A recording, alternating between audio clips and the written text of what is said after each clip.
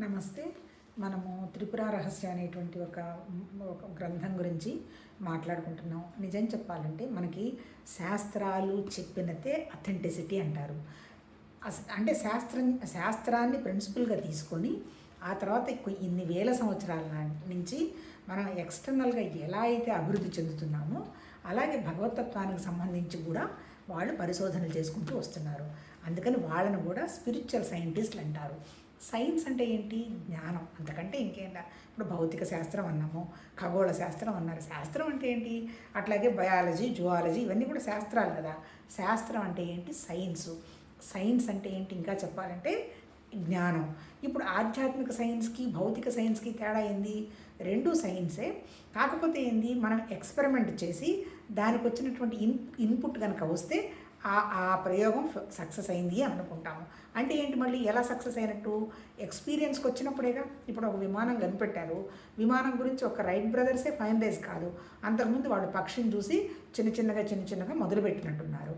అది ఎక్స్పెరిమెంట్కి వచ్చేటప్పటికి విమానం కంప్లీట్గా తయారయ్యి అది ఆకాశంలో ఎగిరిన తర్వాత దాన్ని మనం ఎక్స్పీరియన్స్ చేసిన తర్వాత ఓకే వండర్ఫుల్ అని విమానం అన్నారు. అంటే ఏంటి? జ్ఞానం, అనుభవం, అది సైన్సు.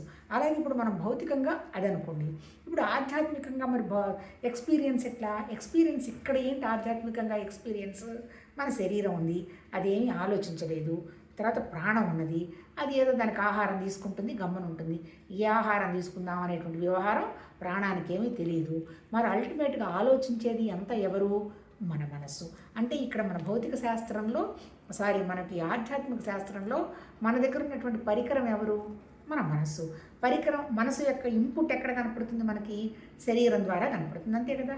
శరీరం ద్వారా కనపడబట్టే కదా వాళ్ళు ఆ పుస్తకాలు రాసింది, వాళ్ళు పాపం చెప్పింది, మేము అనుభవానికి తెచ్చుకున్నాము, మీరు ఇలా హాయిగా ఉండండి, ఇలా ఉంటే ఆరోగ్యంగా ఉంటారు, ఇలా ఉంటే వండర్ఫుల్గా మీ భౌతిక జీవనానికి కంఫర్ట్ చేయొచ్చని ఏంటంటారు దాన్ని, వైటమిన్ డి కోసం పాపం సూర్య నమస్కారాలు చేశారు.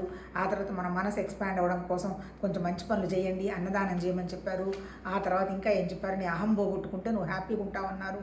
దుఃఖమే లేదు, నాది అనేటువంటిది పట్టుకున్నావు అంటే దుఃఖంతో ఉంటావు. ఆ నాదిని కనుక వదిలి కాసేపు చూసి కాసేపు త్యాగగుణం అలవాటు చేసుకో, నువ్వే ఎంత కంఫర్టబుల్గా ఉంటావు అని చెప్పారు.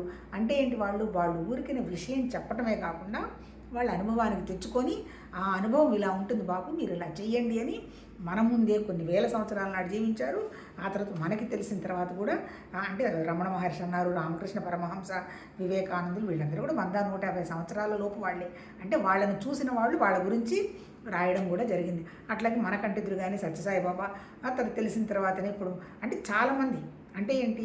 తర్వాత యోగానంద చనిపోయింది కూడా 1960s 56 ఆ ప్రాంతంలోనే. ఏది? ఎవరు నన్ను ఆధ్యాత్మిక సాధన మొదలుపెట్టారా అని అడిగితే ఒక యోగి ఆత్మకథ చదవలేదు అనేవాళ్ళు ఉండనే ఉండదు. ఆ పుస్తకానికి ప్రతి వాళ్ళు కూడా థ్రిల్ అవుతారు. ఏంటి అంటే ఏంటి? తను ఏమనుకుంటే తన మనసు నిశ్చలంగా ఉన్నప్పుడు అవి జరగడం చూసినప్పుడు ఎవరికైనా ఆశ్చర్యమేగా. ఒక మనిషి ఎలా చేస్తున్నాడు అంటే ఇప్పుడు మనకు ఎంతసేపు కదా కృష్ణుడు చేశాడు, రాముడు చేశాడు, లేకపోతే రావణాసురుడు చేశాడు అంటే వాళ్ళని మనం చూడలే. మన ఋషులు రాసిన దాన్ని బట్టి మనం గ్రహించడమే తప్ప మనకు తెలియదు. కానీ వాళ్ళని చూసిన వాళ్ళు ఇలా జరిగింది అని రాసిన వాళ్ళు ఉన్నారు. యోగానందని మన గాంధీజీ తాత కూడా కలిశాడు. అట్లా చాలామంది యోగుల్ని ఆయన కలిసి వాళ్ళందరి అనుభవాలు కూడా ఆయన రాయడం జరిగింది. అంటే ఇప్పుడు ఇక్కడ నేను చెప్పదలుచుకున్నది ఏంటి అంటే, ఇప్పుడు మనకి తెలిసినది ఏదైనా సరే అనుభవంలో కనుక తెచ్చుకోకపోతే అది మన నెత్తి మీద బర్డెన్ అవుతుంది అని చెప్పారు. అంటే ఇప్పుడు నాకు చాలా బోలెడు తెలిసాయి, నేను తెగ చెప్తున్నాను, దానివల్ల పీసరంత కూడా ఉపయోగం లేదు. ఆ తర్వాత ఈ సత్సంగులో లేకపోతే ఈ సబ్జెక్టు వందల సార్లు విన్నా మనం మార్చుకోకపోతే 100% ఉపయోగం లేదు. ఇప్పుడు మన ఋషులు చెప్పింది ఏంది అల్టిమేట్గా?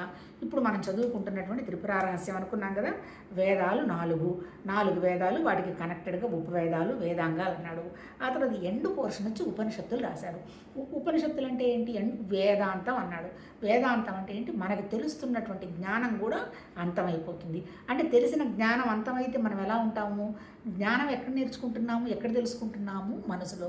మనం మనసు దాటిన స్థితి కనుక వస్తే మనం శబ్దం దాటిన స్థితిని, రెండింటినీ కనుక దాటిపోయగలిగినటువంటి స్థితి మనకు వస్తే మనమే భగవతత్వం అనేటువంటి ఒక నిశ్శబ్ద స్థితికి వస్తాము అంటారు. అంటే ఏంటి? ఈ త్రిపుర రహస్యంలో కూడా చెప్పింది బికమింగు, బీయింగు ఒకటే అన్నాడు. నోయింగ్, ఆ తర్వాత అంటే అంటే నోయింగ్ ఆ తర్వాత ఉండడం రెండు ఒకటేనన్నాడు. అంటే ఏంటి, మనకి తెలియడము ఉండడం ఈ రెండు కాన్సెప్ట్ల మీదనే ఉపనిషత్తుల సారం అంతా రాయడం జరిగింది. ఏంటి ఉండడం? భగవతత్వం అనేటువంటిది ఒక నిరాకారమైనటువంటి నిశ్చలమైనటువంటి గుణం లేని ఒక వండర్ఫుల్ ఎనర్జీ ఇట్లా ప్రకృతిలాగా వ్యక్తమైంది. అంటే ఏంటి, అది మేనిఫెస్ట్ అయిందంతా కూడా ఎక్కడిది? ఆ భగవతత్వంలో భాగమే. అంటే అది భగవతత్వమే, ఇది భగవతత్వమే. కాకపోతే మనం ఏం చేసాము, ఈ వెస్ట్లో మనకు ఒకటి వచ్చి పడింది. ఏంటిది? మనకు ఒక బుద్ధి వచ్చి పడింది. ఈ బుద్ధి వల్ల ఏం చేసాము, బుద్ధి మంచిగా ఉన్నప్పుడంతా స్వచ్ఛంగానే ఉంది, దానికి ఏం ప్రమాదం లేదు. ఆ బుద్ధి స్వచ్ఛంగా ఉన్నప్పుడే మన ఋషులు భగవతత్వం అంటే ఇదమ్మా, అంతకంటే ఏం లేదు, నీ అనుభవము నీ ఉండడము రెండు ఒకటే అన్నారు. దానికి ఉదాహరణ వాళ్ళు ఏం చెప్పారు, సపోజ్ ఒక మైసూర్ పాకు తీసుకొచ్చాము. మైసూర్ పాకు అనేది ఒక పదార్థం ఉండడంగా మనకు తెలుస్తుంది. కానీ దాని రుచి మనకు ఎలా తెలుస్తుంది? ఉండడం బాగుంది, అది తీయగా ఉంటుందని మాకు ఒక అవగాహన ఉంది, కానీ నోట్లో నీళ్ళు వస్తున్నాయి. కానీ దాన్ని తీసుకొచ్చి నాలుక మీద పెట్టిన తర్వాత కూడా అది ఒక సబ్జెక్ట్ కానీ ఒక ఆబ్జెక్ట్ కానీ ఉన్నది. దాన్ని మనం చప్పరించాము, మనకు ఒక అనుభవం వచ్చింది. అంటే ఏంటి, ఆ తీపికి సంబంధించినటువంటి అనుభవాన్ని మనం క్యాచ్ చేసాం. అంటే ఇక్కడ మహర్షులు చెప్పదలుచుకుంది ఆ మహానుభావులు, అక్కడ భగవతత్వం అనేది ఉండడం ఉన్నది. కాకపోతే నీకు ఆ విషయం అర్థం కావడంలా. ఎందుకు అర్థం కావడలేదు? ఆ భగవతత్వం అనేది ఇటు నిర్గుణము కాదు, సగుణం కాదు. అంటే వ్యక్తమైంది నిర్గుణంలో నుంచి, కానీ వ్యక్తమైందంతా ఏంటి? సగుణం. అంటే ఏంటి, ఇప్పుడు మన సృష్టి అంతా ఏంటి, నువ్వు అంటే శబ్దం నిశ్శబ్దం రెండూ ఉన్నాయి. ఇప్పుడు మన సాధన ఏంటి, శబ్దాన్ని నిశ్శబ్దాన్ని కూడా మనం దాటిపోవాలి. ఎట్లా? ఉదాహరణకు మనం ధ్యానంలో కూర్చుంటాం, శబ్దం ఎక్కడన్నా వచ్చింది, మనకు చిరాకు వస్తుంది, కానీ అది కరెక్ట్ కాదు. ఎందుకు? శబ్దాన్ని నిశ్శబ్దాన్ని దాటినటువంటి నిశ్శబ్దం నీ దగ్గర ఉన్నది. ఎవరా నిశ్శబ్దం? ఎవరా ఆ కదలకుండా ఉన్నటువంటి పరిస్థితి? ఎవరా జ్ఞానం? అదే భగవతత్వ జ్ఞానం. అంటే ఏంటి, మనం మౌనంగా ఉండి నిశ్శబ్దంగా ఉన్నప్పుడు ఆ భగవతత్వాన్ని మనం అనుభవంలోనికి తెచ్చుకోగలుగుతాం. మళ్ళీ మౌనం అంటే ఎక్కడ? మాట్లాడకుండా ఉండడం మౌనం కాదు. లోపల మనకి ఏ ఆలోచన లేని స్థితి, లోపల మనం మాట్లాడుకోకుండా కనుక ఉంటే, మనం బయట మాట్లాడుతున్నా నువ్వు ఆ నిశ్శబ్దమైనటువంటి నిశ్చలమైనటువంటి భగవతత్వం అనేటువంటి విషయాన్ని నువ్వు అవగాహన చేసుకుంటూ ఉన్నప్పుడు, అవగాహనను కూడా గ్రహిస్తూ ఉన్నప్పుడు అదే భగవతత్వం వాళ్ళు చెప్పింది. అప్పుడు ఏమవుతుంది, ఈ జ్ఞానం కూడా అంతమైపోతుంది. ఇప్పుడు మనం అధ్యత్వం విద్యత్వం ఇదంతా అనుకుంటున్నాం కదా. నిజంగా చెప్పాలంటే ఇప్పుడు భగవతత్వం తప్ప నాకేమీ అవసరం లేదు, నాకు సత్యమే కావాలి అన్న వాళ్ళకి, అంటే సాధనలో కొంచెం, అంటే సాధన అంటే ఏం లేదు, నాకు సత్యం కావాలి అనేది సాధన. భౌతికం అంతా అయిపోయింది, నాకు విరక్తి వచ్చింది, అన్నీ ఉన్నాయి, ఎందులో నాకు తృప్తి కలగట్లేదు, ఏముంది, ఎక్కడికి పోయినా ఏముంది, ఎక్కడున్నా ఏముంది, మన మనసు మనం పోవడం, మనం తింటాం, మనం ఉంటాం, మన ఆలోచనే కదా. ఇక్కడ దానికోసం అంత నాకు ఘర్షణ ఎందుకు? కానీ నాకు ఇంకా ఈ ఇన్కంప్లీట్నెస్ పోవాలి, నేనే పర్ఫెక్ట్గా ఫుల్ అనేటువంటి విషయం తెలియాలి అన్నప్పుడు దాన్ని సత్యం కోసం మన విచారణ అంటారు. దానికి మన శంకరాచార్యులు గారు ఏం చెప్పారు, ఉత్తమాధికారులు, మధ్యాధికారులు, మందాధికారులు అన్నారు. ఉత్తమాధికారులు అంటే ఏంటి, వాళ్ళ సహజంగా వాళ్ళ అనుభవాల్లో వాళ్ళు నేర్చేసుకుంటారు, వాళ్ళకి అర్థమైపోతుంది. అందుకని అంటే వాళ్ళ ఆ స్థితిలో ఉంటారు, ఒక్క మనసు నిశ్చలంగా ఉంటుంది, అనవసరమైన కోరికలు ఏమి ఉండదు, ఏది వింటే అది అర్థం చేసుకుంటారు, అర్థం చేసుకుని అనుభవంలోకి తెచ్చుకుంటారు. రెండో రకం వాళ్ళు మధ్యాధికారులు. మనం వినాలి, అర్థం చేసుకోవాలి, కొంచెం ప్రాక్టీస్లో చేసి ఈ మనసులో ఉన్నటువంటి ఆలోచనలు కోరికల్లో నుంచి, ఈ శబ్దం నిశ్శబ్దంలో నుంచి మనం బియాండ్ అయిపోవాలి.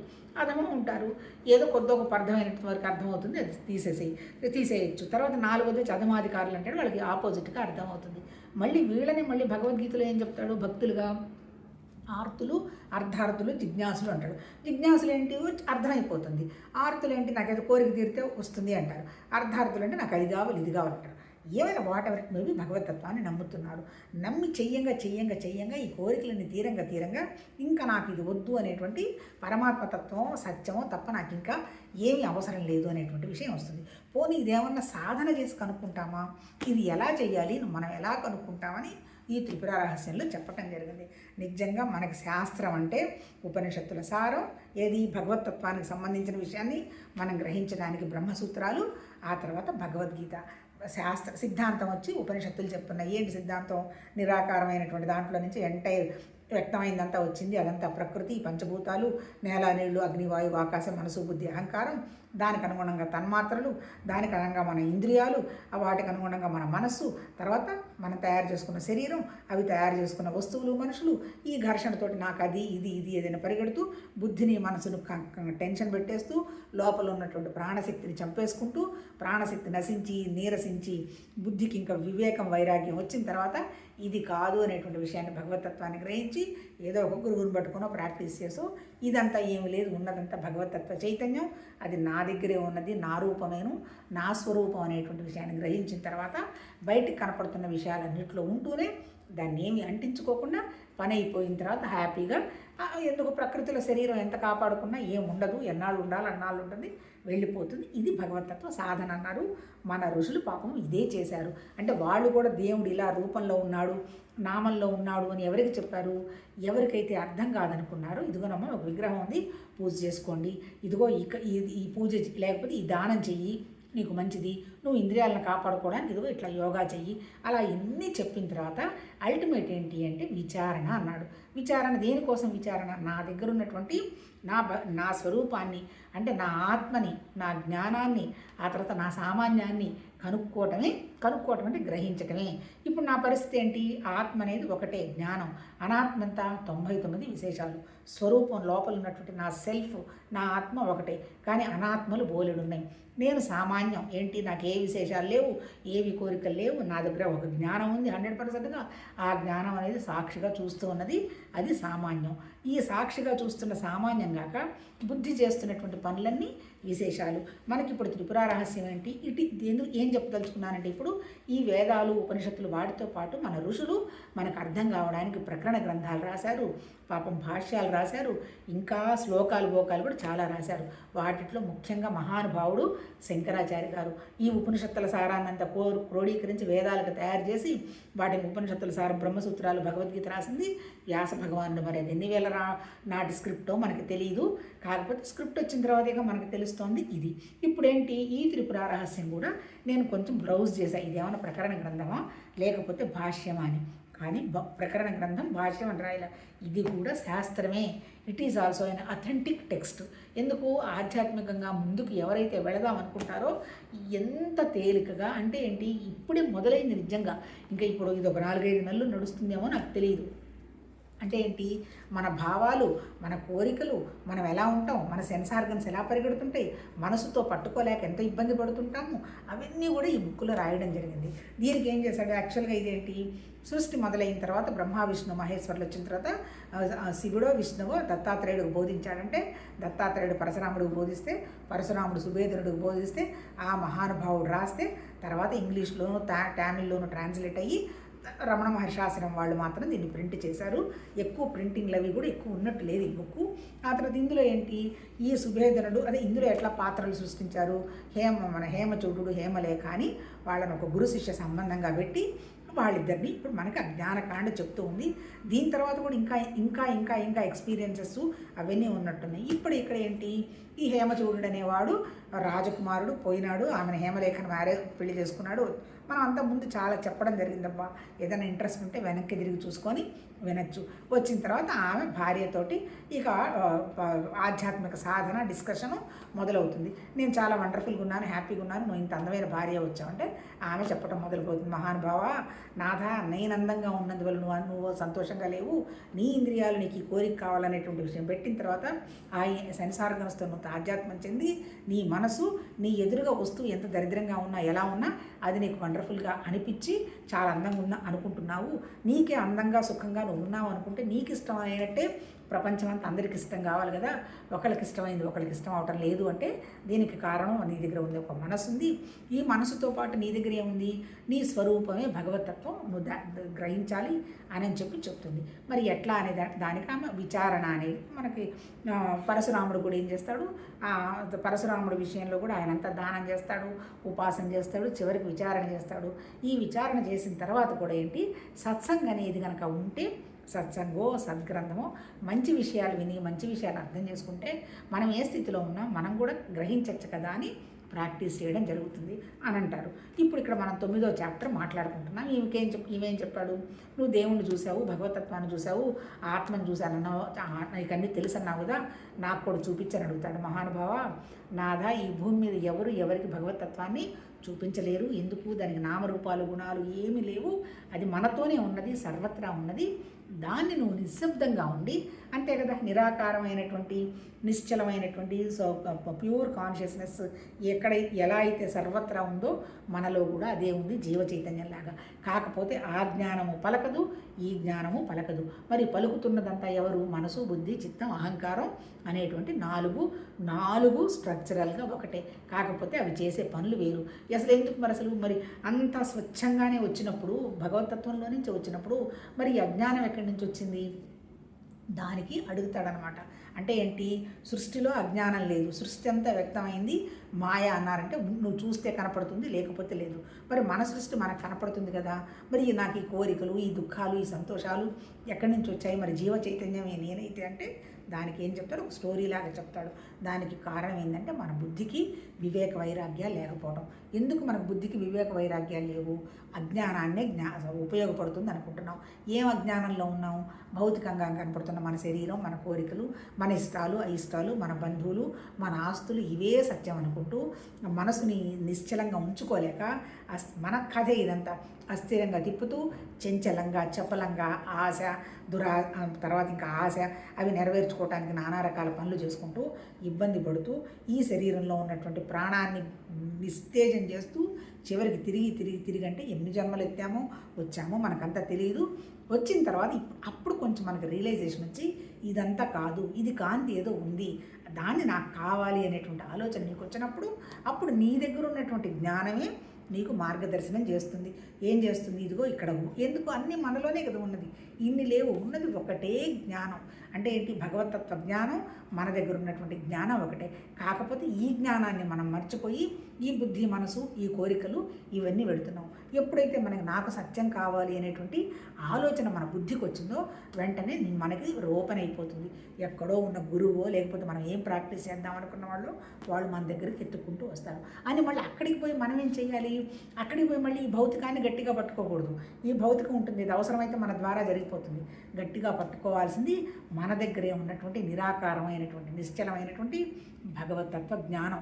ఆ భగవతత్వ జ్ఞాన స్థితిలో ఉండి మనం ఏమన్నా చేసుకుంటూ పోవచ్చు. ఇప్పుడు ఆమెను అడుగుతాడు, నాకు చూపించంటే నాదా చూపించేది కాదు, ఇది నీ దగ్గరే ఉంది. నువ్వు నిశ్శబ్దంగా ఉండి నువ్వు గ్రహించుకొని నీ స్వరూపం నీకు అర్థమవుతుంది అంటే సరే వచ్చేస్తాడు, ధ్యానం చేస్తాడు. ధ్యానం చేసిన వాళ్ళందరికీ ఇందులో రాసిన అనుభవాలు, మనం ఎలా ముందుకెళ్ళాలి అన్నీ వండర్ఫుల్గా ఉన్నాయి. ఏంటి? ధ్యానంలో కూర్చుంటాడు. ఆమె ఏం చెప్తుంది? నువ్వు తోసేయడానికి ఏది లేదో అది నీ స్వరూపం. నాది అని నువ్వు అనుకున్నావంటే భగవతత్వం కాదు.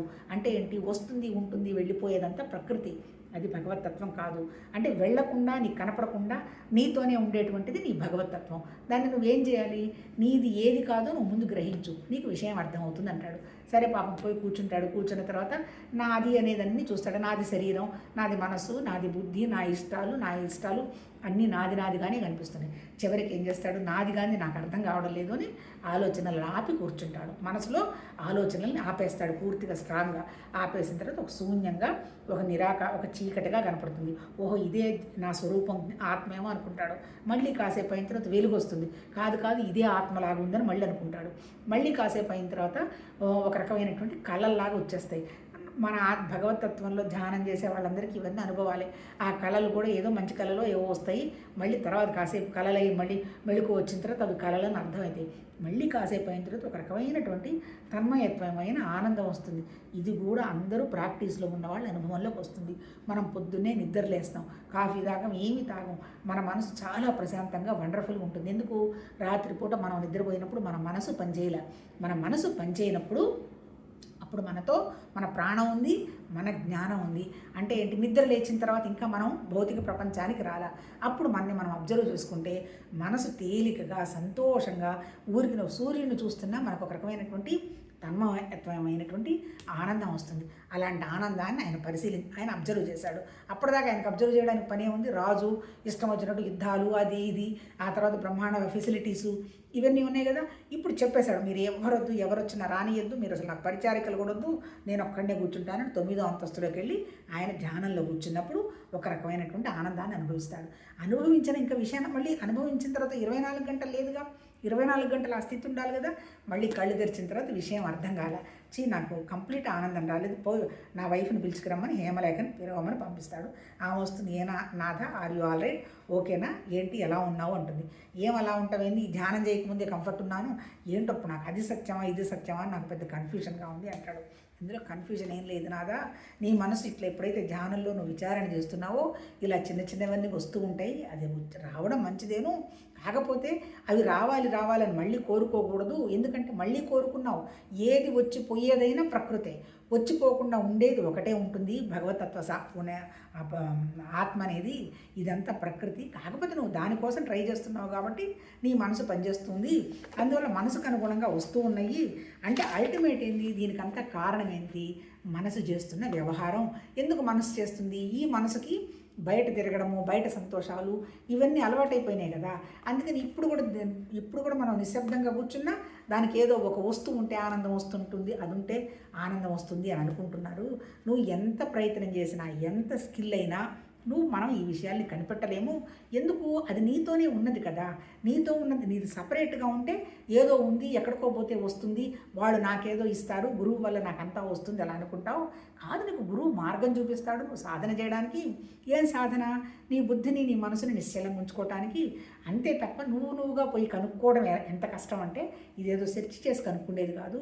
మనం పోతుంటాము, మన దగ్గర మన వెనక నీడ వస్తుంటుంది, ఆ నీడ మీద తలకాయని నేను పట్టుకుంటానంటే మనం పట్టుకోగలమా, అది పట్టుకోలేము అని. మళ్ళీ తర్వాత ఇంకేంటింది, ఒక అద్దం ఉంటుంది, అద్దంలో అటు ఇటు పరుగులు పెడుతూ ఉంటాము, ఆవే చూస్తాను తప్ప అద్దాన్ని చూడము. అంటే ఏంటి, ఒరిజినల్ జ్ఞానాన్ని మనం పరిశీలించము. ఒరిజినల్ జ్ఞానం అనేది మన దగ్గరే ఉన్నది.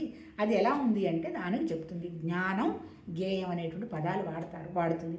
ఏంటి జ్ఞానం, అంతా ఉన్నది జ్ఞానమే. అంటే గేయాన్ని మనం చూస్తున్నది కూడా జ్ఞానమే. అంటే జ్ఞానం గేయం వరకు ప్రమాదం లేదు.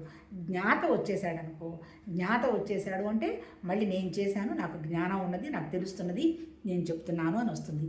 అంటే ఏం చెప్తాడు, ఎక్స్పీరియన్సర్, కర్త వీళ్ళందరూ లేని స్థితి కనుక ఉంటే ఉన్నది ఒకటి జ్ఞానం తెలుస్తోంది. ఆ జ్ఞానం దేన్ని చూస్తోంది, ఎదురుగా ఉన్నటువంటి విషయాలన్నీ చూస్తోంది, అంతే కదా. ఎదురుగా మైసూర్ పాకు ఉందనింది, ఎలా తెలుస్తుంది, జ్ఞానం ఉండబట్టే తెలుస్తుంది. ఆ మైసూర్ పాకును నోట్లో వేసుకున్న తర్వాత అనుభవం వచ్చింది. అంటే ఏం చెప్తారు ఇక్కడ, బికమింగ్ లేదు. అంటే ఏంటి, నేను వాళ్ళలాగా అయిపోతా ఉంటాం కదా, ఇక్కడ వాళ్ళలాగా అయిపోవటం అనేది లేదు. ఆల్రెడీ నువ్వు రియలైజ్డ్, అన్నీ నీతోనే ఉన్నాయి. కాకపోతే నువ్వు చేయాల్సింది ఏంటి, నీ మనసును నిశ్శబ్ద స్థితికి తెచ్చుకో. మనసును నిశ్శబ్ద స్థితికి తీసుకురావాలంటే అనవసరపు కోరికలు, ఘర్షణలు, చిరాకులు, కొట్లాటలు కనుక చిన్న ఆలోచన వచ్చినా మన దగ్గర నుంచి మనం దూరం అయిపోతాం. అందుకనే చెప్తారు, చిన్న సంస్కారం ఉన్నా మళ్ళీ వస్తారంటే అర్థం ఏంటి అంటే, మన మనసుని అంత అంటే ఎట్లా, స్ఫటికం ఎలా ఉంటుంది, స్వచ్ఛంగా ఉన్న నీళ్ళు ఎలా ఉంటాయి, అందుకని ఉదాహరణలు అవి చెప్పటం జరిగింది. అలా మనసు ఉంచుకోవాలంటే ఏ చిన్న ఆలోచన వచ్చినా ఆ ఆలోచనకి మనం విలువ ఇవ్వకూడదు. కాకపోతే మనసు లక్షణమైంది, అది ఒక్క క్షణం ఉండదు. జరిగిపోయిన విషయాలు, జరగబోయే విషయాలు ప్రస్తుతంలో పోల్చుకుంటూ ఉంటుంది. అందుకని ఏంటి, ఎప్పుడు కూడా ఆ జ్ఞాత స్థితిలో అంటే కాకుండా ఇదంతా జ్ఞానం అనేటువంటి వ్యవహారంగా ఉన్నప్పుడు అప్పుడు నేను చేస్తున్నాను, నేను ఉంటున్నాను, నాది అనేటువంటి ప్రభావం ఎప్పుడైతే పోతుందో, నిద్రలో ఉన్నప్పుడు ఎలా ఉన్నాము, హ్యాపీగా ప్రశాంతంగా ఉన్నాం. కాకపోతే నిద్రని ధ్యానం ఒకటి కాదు, ధ్యానంలో మనకు అన్నీ తెలుస్తూ ఉంటాయి. కానీ ఆ తెలుస్తూ ఉన్నా కానీ లోపల ఉన్నటువంటి ఆ నిశ్శబ్దమైనటువంటి భగవతత్వంలో నువ్వు ఉంటావు. అల్టిమేట్ ఏంటి, ఉన్నది ఆ ఒకే ఒక రకమైనటువంటి జ్ఞానం. ఆ జ్ఞానమే సర్వత్రా వ్యక్తం అవుతోంది. మన దగ్గర ఉన్నది కూడా అదే. ఆ జ్ఞానస్థితిలో ఉండాలి అంటే నీ మనసు పనిచేస్తున్నటువంటి విషయాన్ని నువ్వు గ్రహిస్తే, మనసును అటు ఇటు కనుక తిప్పకుండా ఉండే విధంగా మనం ప్రాక్టీస్ చేస్తే అప్పుడు నువ్వు అంతర్ముఖం అవ్వడం జరుగుతుంది అంటాడు. అంతర్ముఖం, బహిర్ముఖం అంటూ ఇన్ని లేవు. లోపల ఉన్నది భగవతత్వమే, బయట ఉన్నది భగవతత్వమే. శబ్దము భగవతత్వమే, నిశ్శబ్దము భగవతత్వమే. కాకపోతే మనస్థితి ఏంటి? శబ్దానికి నిశ్శబ్దానికి లోపలికి బయటకి లేకుండా ఒక ఖాళీ లాంటి ప్రదేశం ఎలా అయితే ఉందో మనం ఆ ఖాళీలో ఉండడం జరగాలి. ఎట్లా? ఇప్పుడు చూడండి, పంచభూతాల్లో ఏంటి? భూమికి బయట కనపడుతున్నది ఏంటి? పదార్థం. లోపల ఉన్నది ఏంటి? భూమిలో ఉన్నటువంటి శక్తి. దానివల్లగా మొక్కలు వస్తున్నది. ఆ తర్వాత నీళ్లు బయటకు కనపడుతున్న పదార్థం, లోపల ఉన్నది భగవతత్వ శక్తి. అట్లాగే అగ్ని బయటకు కనపడుతున్నది రూపం, లోపల ఉన్నది శక్తి. అట్లాగే వాయువు శక్తి. Excuse me. కాకపోతే ఆకాశం ఉంది కదా, ఆకాశం సర్వత్రా ఉంది. ఆకాశాన్ని మనం ఎక్కడ ఉంది అక్కడ లేదు అని అనలేము. అన్నీ ఉన్నది ఆకాశంలోనే. ఆకాశం లేని పదార్థం లేదు. కాకపోతే ఆకాశం ఎందులో లేను అంటుంది. అంటే ఇప్పుడు వీళ్ళు చెప్పదలుచుకుంది ఎంతసేపు అయినా ఏంటి, మన ఋషులు అన్నీ భగవతత్వంలోనే ఉన్నాయి, మనం కూడా భగవతత్వంలోనే ఉన్నాము అనేటువంటి విషయాన్ని 24 గంటలు గుర్తుపెట్టుకుంటే, మళ్ళీ భగవతత్వం అంటే ఏంటి? దానికి రూపనామాలు లేవు కదా, అది ఓన్లీ జ్ఞానం. అంటే జ్ఞానం తప్ప ఇంకా ఏమీ లేదు. ఆ జ్ఞానమే మనకి తెలుస్తుంది. జ్ఞానం అంటే ఏంటి? మనకి తెలియడం. ఎట్లా తెలుస్తుంది? ఉండడం అనేటువంటి విషయం మనకి తెలుస్తోంది. ఏంటి ఆ ఉండడం? సర్వత్రా ఉన్నటువంటి ఆకాశంలాగా ఉన్నటువంటి ఖాళీలో మనమందరం ఉండడం అనేటువంటి విషయం మన జ్ఞానానికి తెలుస్తుంది. ఇప్పుడేంటి? ఇవన్నీ ఏంటి? మన కంటికి కనపడుతున్నవన్నీ అద్దంలో కనపడుతున్నటువంటి రిఫ్లెక్షన్స్ మన బుద్ధి దర్పణానికి అందుతున్నాయి. ఇప్పుడు మన బుద్ధిని బ్యాలెన్స్ చేసేసి భగవతత్వం ఎలా అయితే నిశ్చలంగా జ్ఞానస్థితిలో మనలో వచ్చి మనతో ఉన్నదో, మనం కూడా ఆ స్థితిలో ఉండి బుద్ధిని మనసుని కోరికల్ని పనిచేయించకపోతే ఆ రకమైనటువంటి నిశ్శబ్దంగా ఉండడం జరుగుతాం. ఇప్పుడు మన ప్రేమ చెప్పింది ఏంటి? నువ్వు ఆ నిశ్శబ్దాన్ని గ్రహించు అని చెప్పి ఈ నాలెడ్జ్ గురించి ఇంకొంచెం డీటెయిల్గా చెప్పడం జరిగింది. అది రేపు మాట్లాడుకొని రేపు కంప్లీట్ చేసుకుందాం. ఈ చాప్టర్ ఏం లేదబ్బా, అల్టిమేట్ ఏం లేదు. ఈ పైన జరుగుతున్నదంతా ఒక నాటకం. ఈ నాటకానికి పెద్ద మనం దుఃఖపడాల్సిన అవసరం, టెన్షన్ పడాల్సిన అవసరం లేదు. కాకపోతే భౌతికంగా శరీరం ఉంది, మనం తీసుకున్న ఏరియా ఉంది, మన మనసుకు ఆలోచనలు వస్తున్నాయి. వాటిని ఎట్లా ఆ భగవతత్వం అనేటువంటి నిరాకారం విషయం మీద మనసు పెట్టి ఈ పనులు చేసుకుంటూ పోవడం. దానివల్ల ఏమవుతుంది? మన ప్రాణశక్తి బ్యాలెన్స్ ఉంటుంది, వేస్ట్ కాదు. ఎప్పుడైతే ఎమోషనల్ బ్యాండేజ్ లేదో మనసు ప్రశాంతంగా ఉంటుంది. ఒకవేళ చిన్నగా ఏదైనా తప్పిపోతుందని గ్రహించినా మళ్ళీ వెంటనే ఆ నిశ్శబ్దానికి ఉండడానికి మనం ప్రయత్నం చేస్తాం. అలా చేస్తే నాకు భగవతత్వానికి తేడా ఏమీ లేదు అంటుంది. అయితే చెప్పినంత తేలిక కాదు, అంత కష్టము కాదు. ఎందుకు? నువ్వు ఆ స్థితి రావాలంటే నాకు అసలు ఏ కోరిక లేదు, నాకు ఏ టెన్షన్ లేదు, ఏ కష్టం లేదు, ఏ సుఖం అవసరం లేదు అనేటువంటి అవసరంగా రాగలగాలి. ఏది నీ ముందుంటే అదే ఓకే అనేటువంటి కండిషన్ రాగలగాలి. మరి రావాలంటే ఇవన్నీ పోయి ఉండాలి కదా, మనం తయారు చేసుకున్న జ్ఞాపకాలన్నీ వెళ్ళి ఉండాలి. దేని మీద జ్ఞాపకం లేకుండా ఉండగలగాలి. చిన్న చిన్న జ్ఞాపకాలు అవడం. ఎందుకంటే ఆకలి, భయం, నిద్ర, మైథునం ఇవన్నీ కూడా సహజమే, పెద్ద టెన్షన్ ఏం లేదు. అసహజమైన వాటికి వెళుతుంది అనడంతో మనసు గుర్తించాలి. అందుకే మహానుభావులు జీవత్వంలో మన పద్ధతిగా ఉండడానికి ధర్మం చెప్పారు. అర్థం ధర్మం, కామం, మోక్షం అన్నాడు. ధర్మం, అర్థం, కామం కూడా ఎప్పుడు అవి కూడా వెళ్ళిపోతాయి. ఎప్పుడు మోక్షం? నేనే భగవతత్వం అన్నప్పుడు ధర్మార్థ కామాలన్నీ జారిపోతాయి. అంటే ఏంటి? ఒకటి ఉన్నప్పుడు ఇవన్నీ ఎక్కడుంటాయి?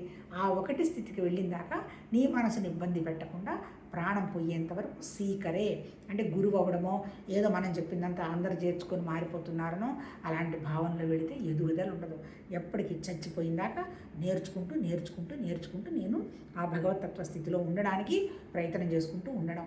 100% మళ్ళీ ఏదైనా ఉండడం జరగటం లేదు అంటే మళ్ళీ మనసు అనేది కోబ్రా కంటే పవర్ఫుల్ అట. అది ఎప్పుడు వచ్చి అని అహంకారం చూపిస్తుందో మనకు తెలియదు. అందుకని 24/7 స్ఫురణ, ఎరుక, ఆ జ్ఞానస్థితిని, ఆ నిశ్శబ్దాన్ని అబ్జర్వ్ చేసుకుంటూ ఉండేటువంటి స్థితే ఈ త్రిపుర రహస్యంలో మహర్షి ఆయన హారితాయన వంశంలో పెట్టినటువంటి సుభేదనుడు రాయడం జరిగింది. ఇది 100% శాస్త్రం.